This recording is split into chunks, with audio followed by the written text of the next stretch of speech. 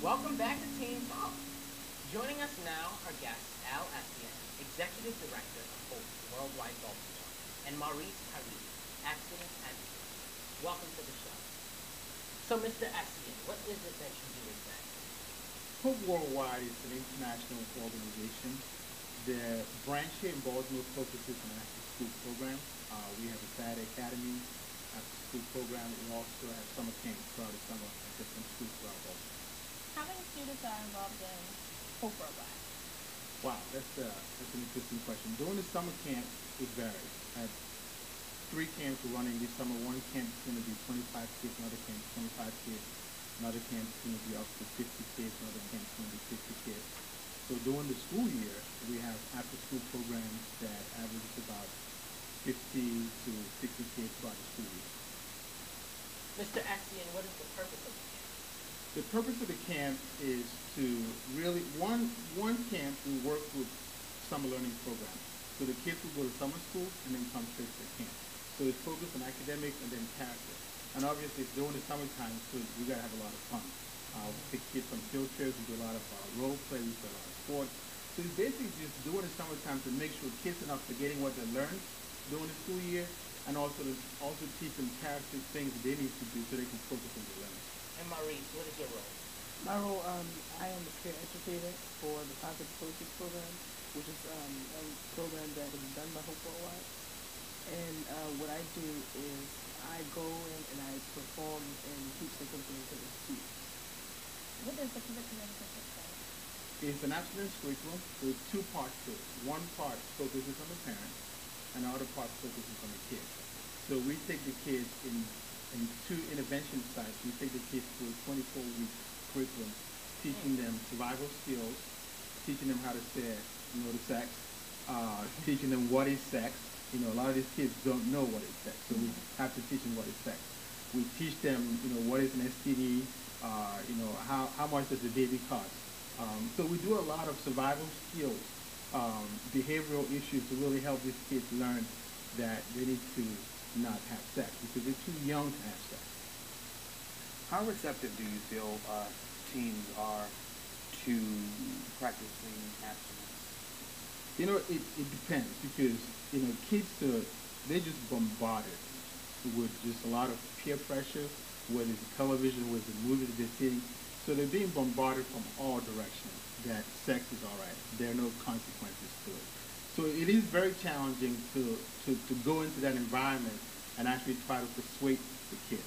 But the thing that we need to do is that we need to tell them the truth. We need to let them know that there are consequences to having sex, the STIs or the teen pregnancy. And then the other part of it is that it's really the parent role to be able to have this communication with kids. Because our kids, we deal with from 4th grade to 8th grade.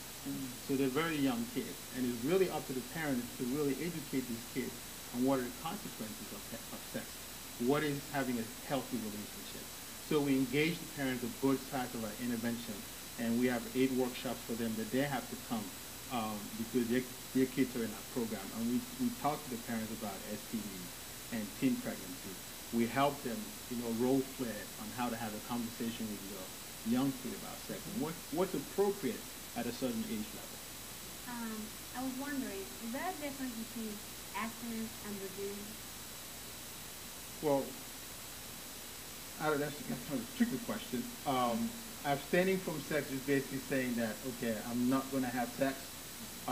Being a virgin, just basically saying that I'm not going to have sex. But the tricky part is, you know, virginity, some kids just, you know, feel like, you know, having sex is just having sexual intercourse. But, you know, we all know there's a lot of things that you can do when you're having sex. So we actually help them define, okay, what are all those things that you do that may lead to you having sexual intercourse. So where are you going to draw the line? What's the boundary for yourself? Okay, Maurice, why do you think it's so important to practice abstinence? I believe it's important to practice abstinence simply because of all the different health issues that are out there. But I think that some people don't understand that when you have sex before you actually are ready for it, it's a whole emotional and mental process that is just on a whole different level.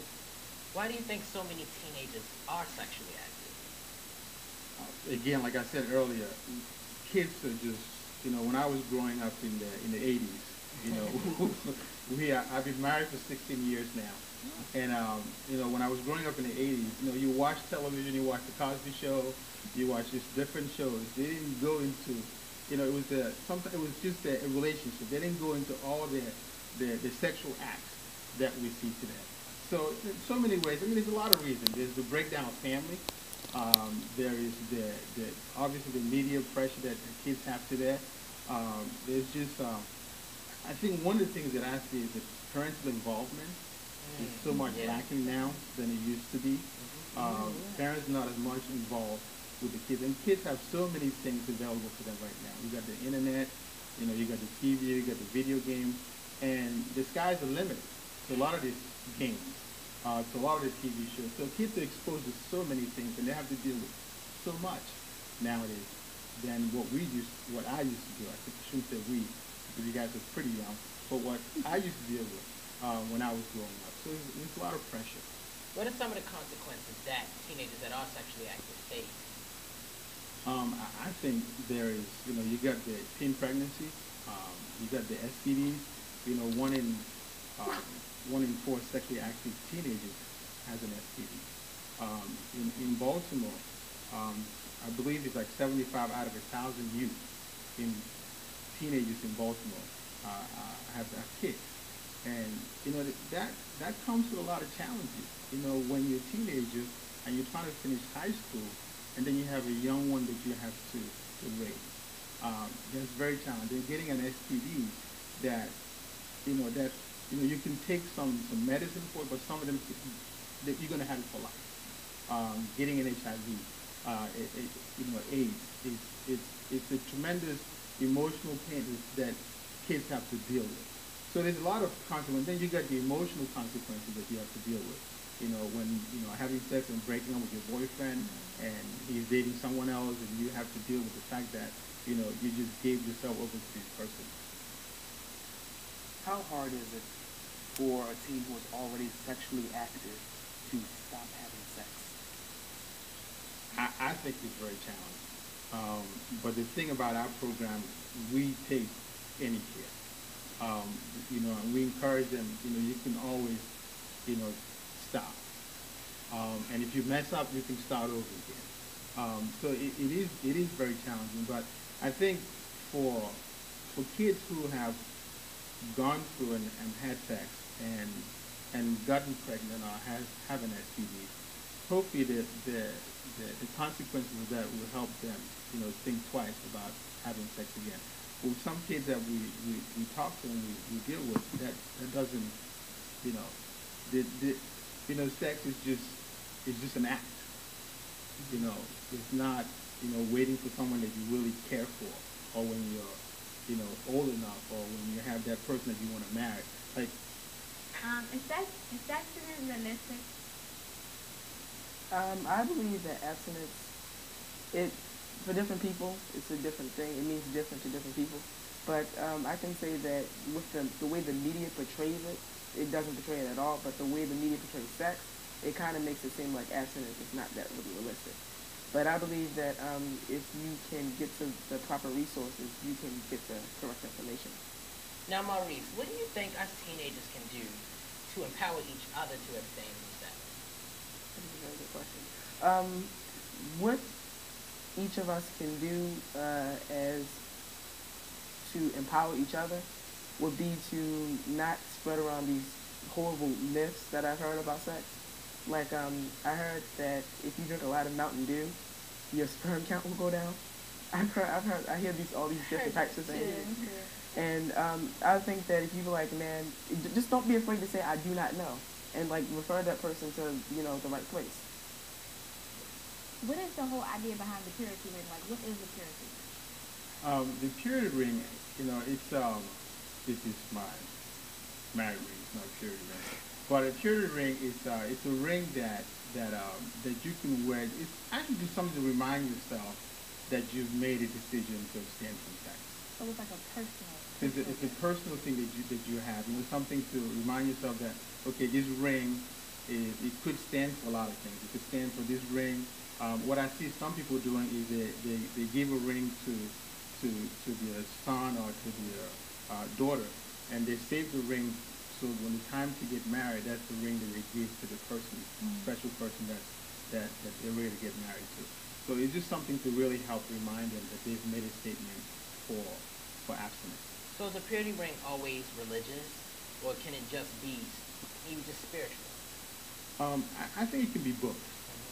It can be spiritual, it can be religious, but I really think, if for me, it's great to have something to remind you that you stand for something, and if that means a ring for you, then that's great. One of the things that we do in our program, we help the students in our program at the end of the program kind of write a letter to themselves at the end of the program of what they've learned. And then after a couple of months after the program is over, we mail the letter back to them to help them see this is the stand that you made at the end of the program. Just as a reminder for them that they made a decision to abstain from sex.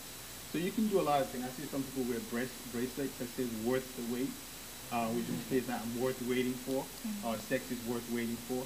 So you can do a lot of different things to remind yourself of the decision that you've made to not to abstain from sex.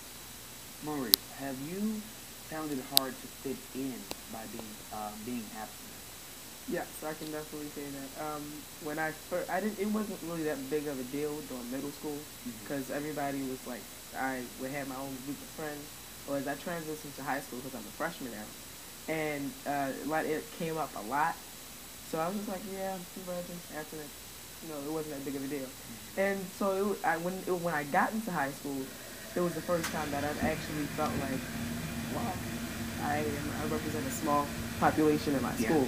So I'm glad that I stand out, and this is one of the things I stand out for. Why do you think sex is